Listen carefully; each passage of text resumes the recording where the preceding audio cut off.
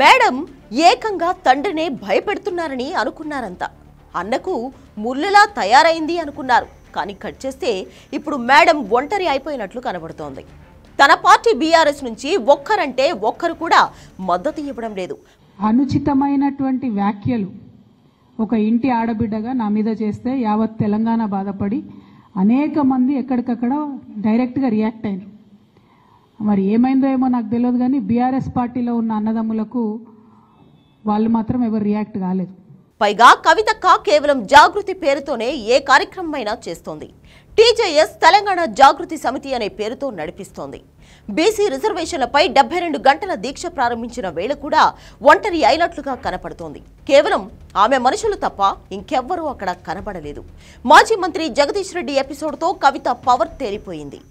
ఒక లిల్లీపుట్ నాయకుడు నల్గొండలో బీఆర్ఎస్ పార్టీ నాశనం చేసిన ఒక లిల్లీపుట్ నాయకుడు ఆమెవరు ఈమెవరు అని మా గురించి మాట్లాడుతూ ఉన్నారంటే మరి ఆయనకు ప్రోత్సాహం ఇస్తున్నది ఎవరో కూడా ప్రజలు ఆలోచించుకోవాలి.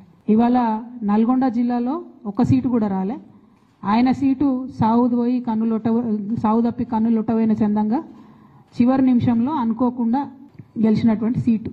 ఎన్నడూ ప్రజా ఉద్యమాలు చేయలే. కేసీఆర్ గారు లేకపోతే మరి నువ్వెవరు? ఒకప్పుడు కవితక్క అంటే తండ్రి కూతురుగా గౌరవం ఉండేది. మేడం ఎంతంటే అంత అన్నట్లు అన్నీ చేసేవారు. ఎవరైనా ఆవిడను గౌరవించడం, మర్యాదలు చేయడం తప్ప ఎదురు ప్రశ్నించడం కూడా లేదు. అలాంటిది నేడు జగదీష్ రెడ్డి అంత నేరుగా సెటైర్లు వేస్తున్నారంటే పార్టీ అధినేత ఫుల్ లైసెన్స్ ఇచ్చినట్లే అంటున్నారు. కవితను కేర్ చేయొద్దని చెప్పారని తెలుస్తోంది.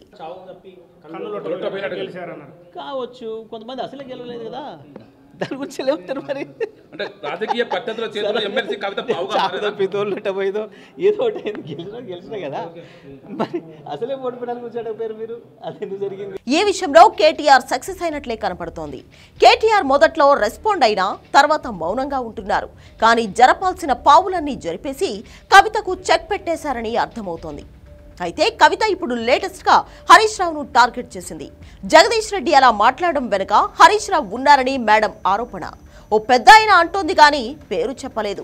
బయటైతే హరీష్ రావే ఆ పెద్దాయన అని అంటున్నారు. మీ అందరికీ తెలుసు, నేను ఎప్పుడు కూడా నిర్దిష్టమైన సమాచారం లేకుండా మాట్లాడను. ఇవాళ నేను చాలా నిర్దిష్టమైన సమాచారంతో చెప్తున్నా. ఆ వ్యాఖ్యల వెనుక ఒక బీఆర్ఎస్ పెద్ద నాయకుడి హస్తం ఉన్నది. అందుకనే బీఆర్ఎస్ పార్టీ నాయకులు ఎవడు కూడా రియాక్ట్ కాలేదని చెప్పి నేను బలంగా నమ్ముతా ఉన్నాను. కేసీఆర్ కాదంటే ఇక కవితను ఎవరు కేర్ చేస్తారు? ఏ నాయకుడు కూడా పట్టించుకోడు. ఇప్పటిదాకా కవిత హైప్ నడిచింది. కూతురే ఎదురు తిరగడం ఏంటని చర్చ నడిచింది. బీఆర్ఎస్కు అంత నష్టం ఇంత నష్టం అన్నారు. కానీ పోను పోను కవితను లెక్కలోకి తీసుకోరేమో అనిపిస్తుంది. ఈ విషయంలో కేసీఆర్ వేసిన లెక్క అదే. బిడ్డను పట్టించుకోకండి, ఆమె దారికి వస్తుందని చెప్పారట. ఇప్పుడు అదే ఫార్ములా నడుస్తోంది. అయితే జగదీష్ రెడ్డి ఒక అడుగు ముందుకేసి గట్టి కౌంటర్లు ఇచ్చాడు. మరి కవితక్క ఒక అడుగు ముందుకేస్తుందా, 2 అడుగులు వెనక్కేస్తుందా అనే చర్చ నడుస్తోంది. పైగా జగదీష్ రెడ్డి ఆమెపై రేవంత్ రెడ్డి లేబుల్ వేశారు. అంటే కాంగ్రెస్ కోసమే కవిత పనిచేస్తుందనే లీక్ ఇచ్చాడు.